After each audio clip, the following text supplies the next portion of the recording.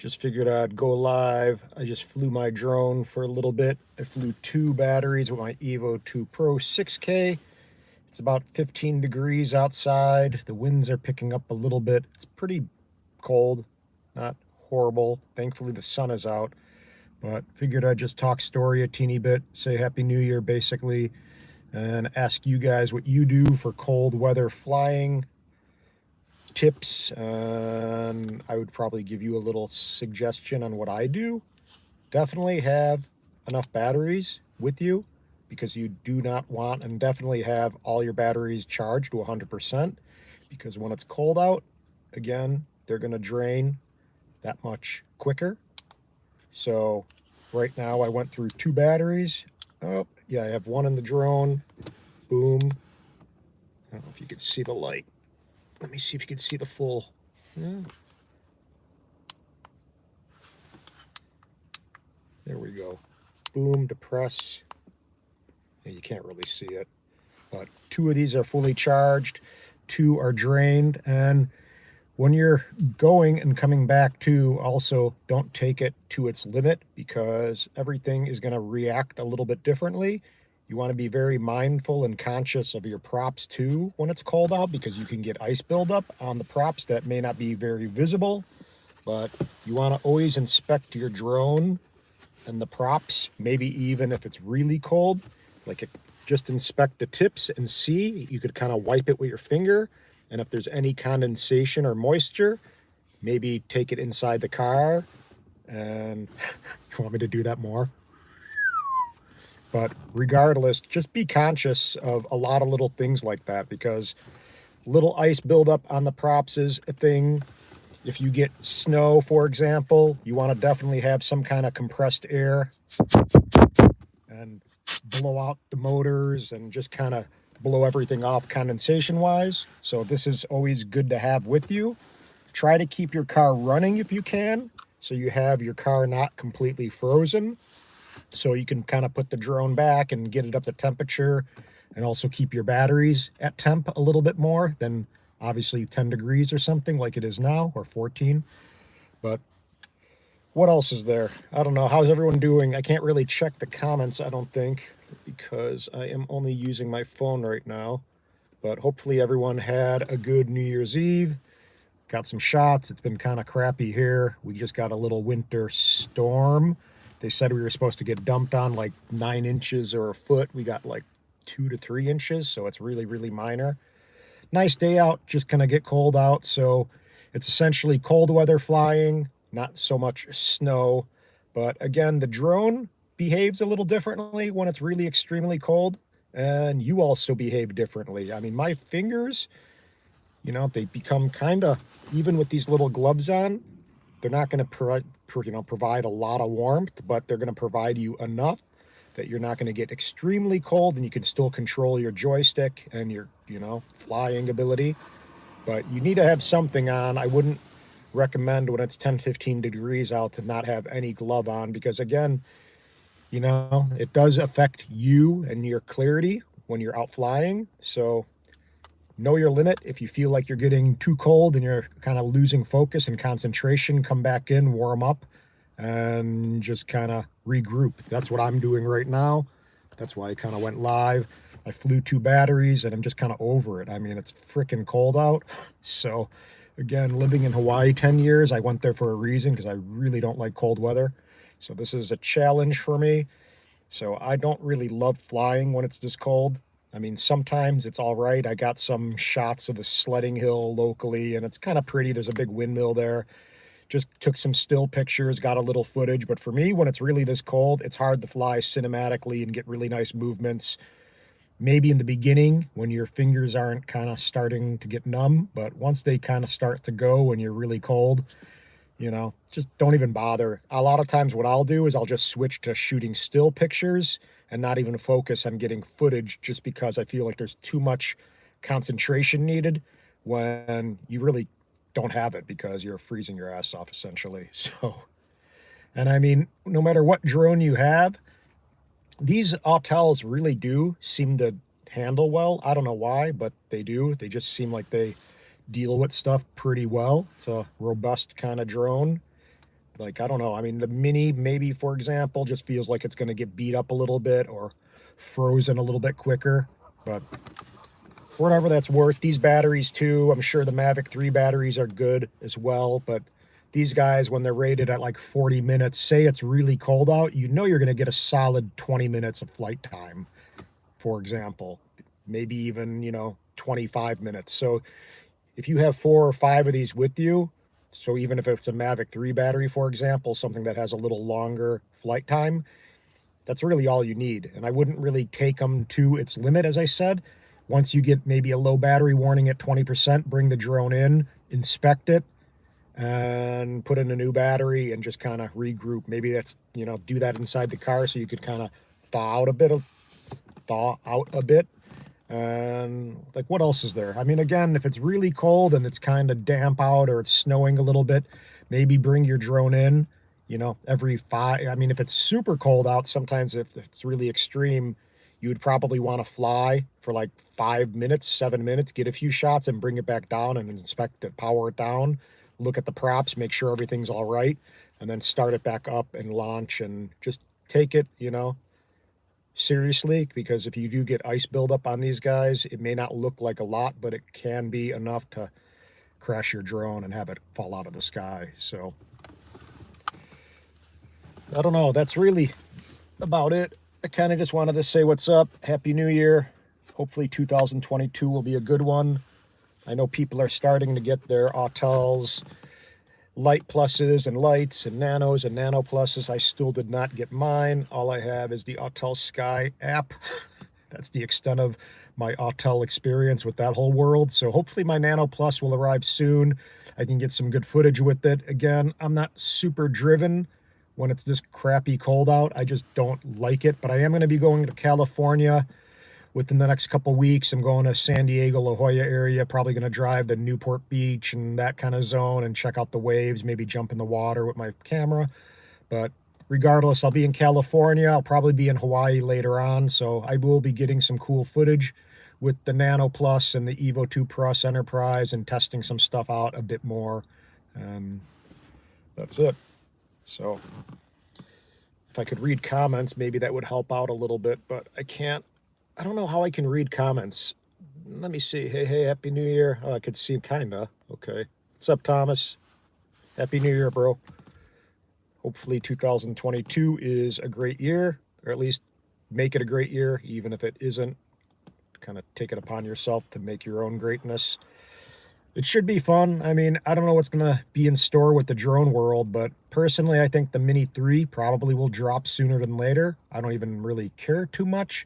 I love my Mini 2. My Mini 2 is actually at DJI right now because I have a scratch in the lens, and you can't just simply remove the lens cover on the Mini 2s. They're fixed. So I sent it in, and one of my contacts over there, I don't know if I'm going to use the refresh. The refresh just to fix that lens cover is $49, but I think I may just pay out of pocket. It's like $80 or something, so I don't have to utilize one of the refreshes. But Mini 2 is a solid drone, but really I think the eyes are going to be on the Nanos and the Nano Pluses and the Light Pluses for a second. I think everyone's kind of intrigued. Yeah, I mean, the Evo 3 too. I mean, I can't even imagine what an Evo 3 will be.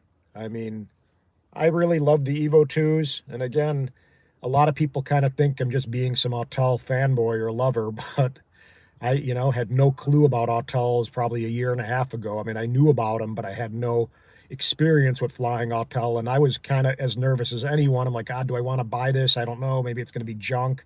But I was really happily surprised with the whole entire experience. And I'm just kind of sharing my stoke with others that there are other options other than DJI. It doesn't mean that they're not a good drone company. I got an Inspire 2. I have a Mavic 3 that I still paid. I mean, I still got 15 grand and met DJI drones and gear, maybe 20. So it's not like I don't appreciate those guys. I had Phantom 4s, Phantom 3, Phantom 4 Pros, version 2, blah, blah, blah. I mean, I've had almost every DJI drone since the Mavic 3, or since the Phantom 3. So that's what got me started into the whole drone world, was the Phantom series drone. So I got love for DJI. I just personally have a lot of love for Autel now. And I just think it's a really cool, different drone. And it's a good little breath of fresh air, essentially, having the no geofencing and just having a different experience. It doesn't mean you can't fly both. When I had my Mavic 3, before that thing crashed, which sucks, but I was enjoying having the Mavic 3. It's fun to have a different experience. You know, sometimes you want to do this and fly a different drone and have a different experience. Sometimes you want to fly DJI and have a totally different experience. It's, you know, variety essentially. So I kind of wish my Mavic 3 situation was resolved. It still isn't. But with that being said, I don't know. I mean, I hopefully will get the Nanos soon to get that testing. Yeah, the Air 2S is, you know what, this girlfriend of mine, she came by and I helped her lay out a calendar because she didn't know how to do it before the holidays. And she flies an Air 2S and she's really good. She gets really nice light with her drone in Chicago. And, you know, anyway, I looked at a lot of her files from the Air 2S and actually was pretty impressed. Really nice looking files out of that drone. I was looking more at the still photos because she doesn't really do a lot of video, but definitely a nice looking sensor drone image file quality. So Air 2S is a good drone. I had one and I ended up returning it because I just didn't feel the need based on having all these other. I had a Mavic 2 Pro at the time, the Mavic 2 Zoom. I had an Evo 2 Pro. I didn't feel like I needed another 1-inch sensor drone, but killer little drone. I would imagine that Light Plus is going to be a pretty killer little drone too. I mean, they're all those drones are really quality right now. I mean, it's kind of like saying, you know, I don't know, like a camera kind of thing. They're all good cameras. It's really what you do with them. I think the Evo 2 Pro is excellent as far as file quality. Like for me as a photographer, if I want to print an image, I can print basically, I know, with the beautiful file with the Evo 2 Pro 6K out of that 1-inch sensor. I'm sure you can do the same really with an Air 2S. You can do that with the Mavic 3. So any of the 1-inch sensors, you know, that are quality can print a good file. I mean, you could even print a nice file with the Mini 2. Who's, you know, who you kidding? I mean, Mini, maybe 1, no, not so much. I'm sure the Light and the Nanos are going to be really great sensors too because it's newer technology. You know, I mean, obviously that like Earpeak or whatever from Sony, if you can get like an A7R4 in the air or something with a killer full frame sensor, there's not going to be any comparison. That's going to be the perk of that thing. I mean, that Sony Earpeak, again, if you can get an A7S3 in the air, you know, totally would be crazy. But Air 2S finally isn't bugging out on me. Evo 2 has the better camera though. Yeah, I mean, I just flew a little bit. I think there are a few things. I mean, I wish this had more of a, like a tripod mode. I mean, it has precision flight mode, which a lot of people may know about and some may not. But you have something called precision flight mode where you can basically go into it like an intelligent flight mode, and then you can throttle down like the rotation and whatever it is. I think like the vertical, horizontal movement. And that works, but it's kind of a little bit of fussing around just to get into that mode. There almost should be something like gears, you know? I mean, it should just be a little lever to control the speed. You should be able to control the speed of everything with just some simplicity. I don't know why. You know I saw someone on one of the forums trying to introduce tripod mode back to the, you know, to the Fly app essentially for the Mavic 3. And I get it because the Cine mode isn't exactly like tripod mode. Here, wait, have you ever noticed the camera acting weird in precision flight? I don't know. No, I haven't really. No. Like what weird? I noticed today when I was flying this, I don't know if it was actually on just my iPhone display, but it was almost like it was flickering a little bit.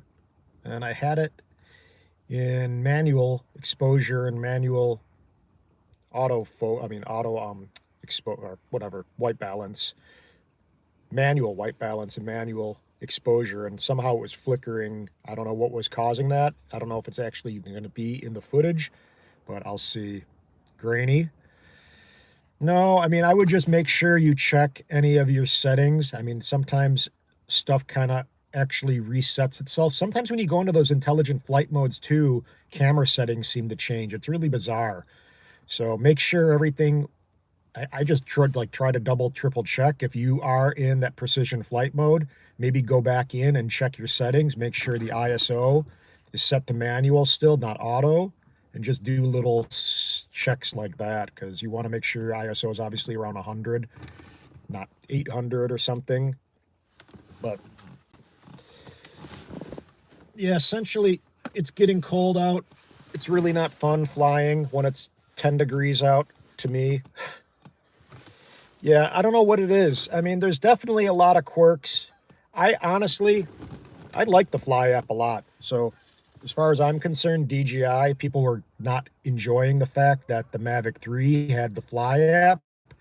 Actually, really love that. So, there's a part of the Mavic 3 I miss already. I mean, I enjoy that drone to an extent. I would not get the Cine again for just a multitude of reasons. I mean, I definitely don't want the SSD drive that can fail because they still haven't recovered my footage and it's been this whole ordeal, and likelihood of maybe you crashing and having that thing fail on you is super realistic. I mean, people do crash their drones. So, and again, the price tag is just way too much. So the Cine is not necessary. If I need ProRes footage, I'm going to use my Inspire 2. I got a 960 gig Cine SSD drive. You know what I mean? I can remove it. That's going to be the drone if I need to use anything serious. If someone wants ProRes footage for me, I'm taking out my Inspire 2. That's the bottom line. I'm not even going to mess around thinking about a Mavic 3 Cine. If I get a Mavic 3, it's going to be the base model without that bag because I don't like that bag or need it. And I'll buy a couple extra batteries or something and call it a day. But, you know, so you're figuring you're spending, what is it, like $2,000? I don't even know what the base model Mavic 3 is. I forgot, but just get that and kind of start with that and get a case for it. And again, maybe get a couple extra batteries, but definitely not the Cine. Don't need that SSD. And that's the Mavic 3 ramble. So, but it's a cool drone. As I said, I kind of miss it. Oh, that's where it was. That was about the app. The Fly app is kind of nice. I mean, personally, I like the ability to control. It's $21.99.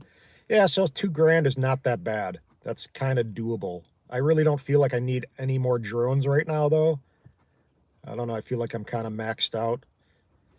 I feel like maybe eventually sell one of my Evos, but I got the Evo 2 Enterprise.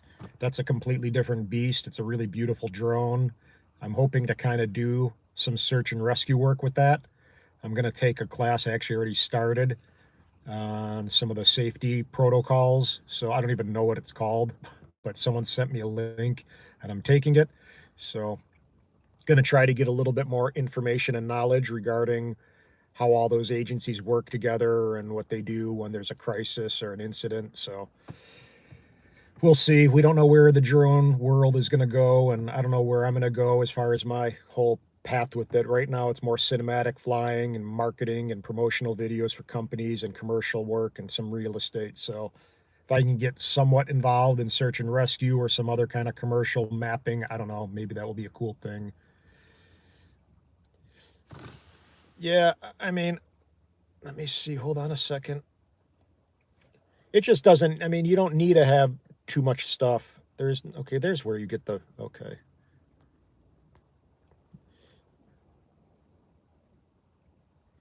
Yeah, I mean, I think the Light Plus is, I mean, the Light Plus is a cool little drone. I mean, I'm sure it's going to be a really neat drone. And I think that's a big part of it. I mean, people want to know what sparks creativity.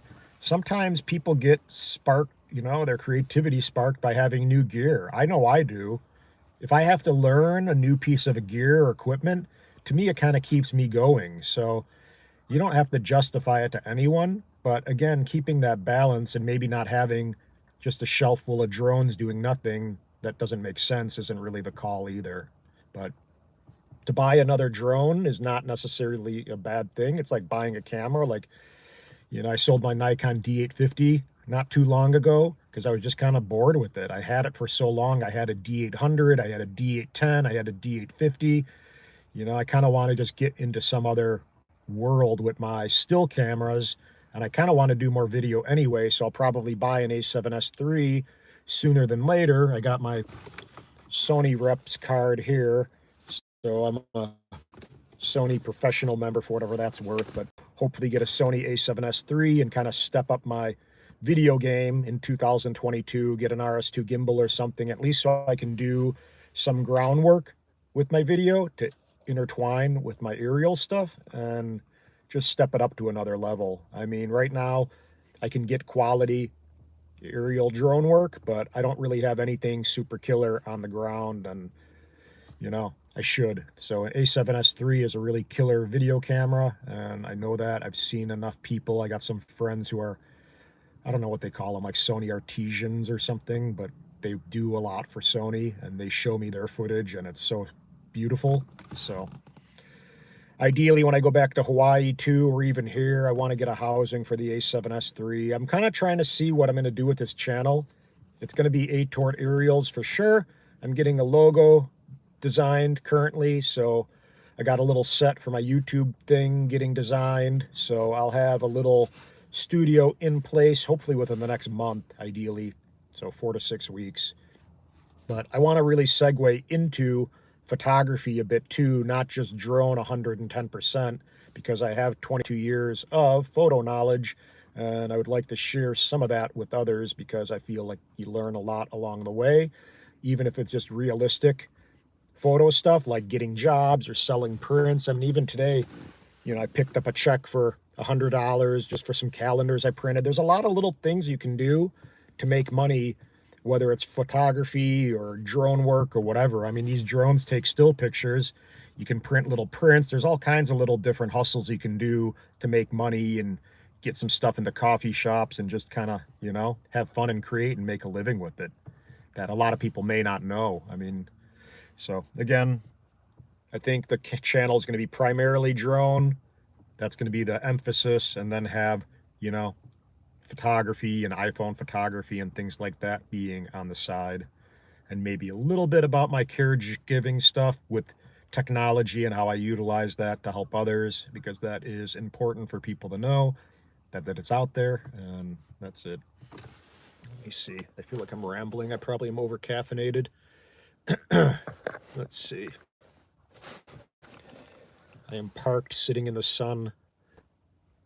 Let me see. How do you get the... There's like a little... I can't figure out how to get the live chat. How do you get to the chat viewing options?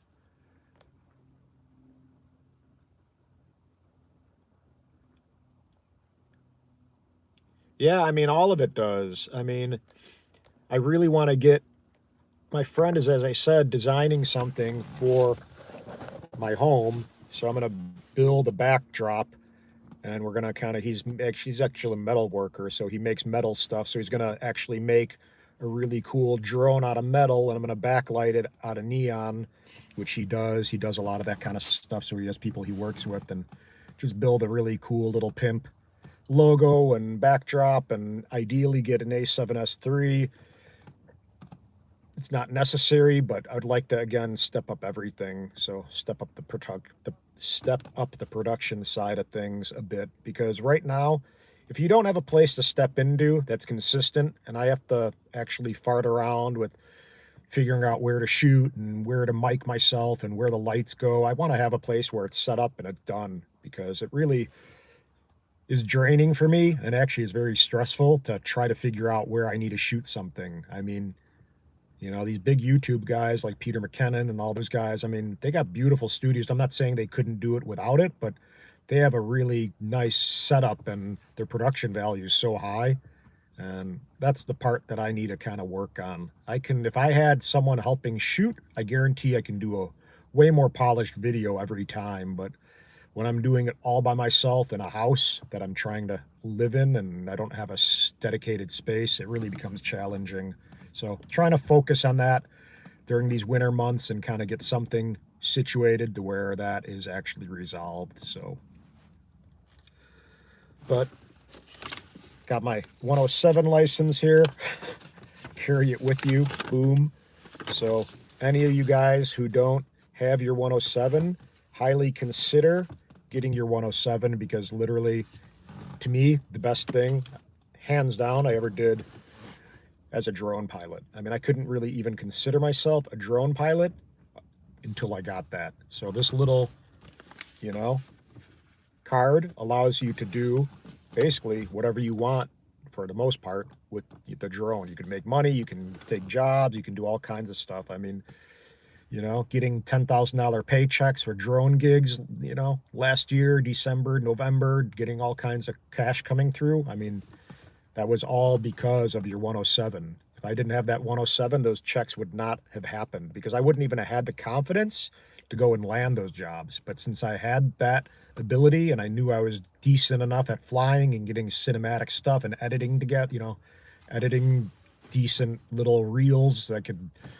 you know, land the jobs. So again, if you guys don't have your 107, Pilot Institute is where I got mine. This isn't a plug about them, but just in case people do not know, go and, can you see the little, that's like a little reflection. Watch, let me turn on my windshield wiper. Oh, there we go. There's like a droplet going down my windshield, see it? Okay, that's my ADD.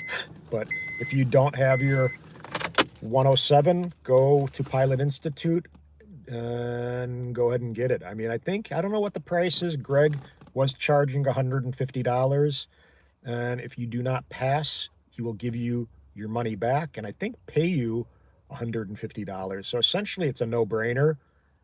I mean, you can't go wrong. And for whatever it took, I think it took me around 20 days, I would say, completely. I just sat with my iPad Pro literally when it was I think it was in the spring. It was during the pandemic. So I sat and just kind of chilled out with my iPad a couple hours a day, 2-3 hours a day for a solid 2 weeks. Then I took the practice tests and practice quizzes and got my confidence up. Every time I'd get like 90, 95%. And then I signed up for an actual testing center, took the test, and that was that. And then you have your card, you have your 107, you feel really good about yourself because you now have a clearer understanding of what actually is going on in the airspace above you. And, you know, you're not going to fly just so casually thinking like, oh, no big deal. You know, there's people up there with manned aircraft that you have to be looking out for first and foremost and all kinds of stuff like that. So it gives you a whole new respect and understanding of the airspace that you're in while you're flying your drones. And these things are not, you know, they're fun, but they're really not just little toys. They can do damage and people have to be, you know, more conscious of that. So if you don't have your 107, definitely get it.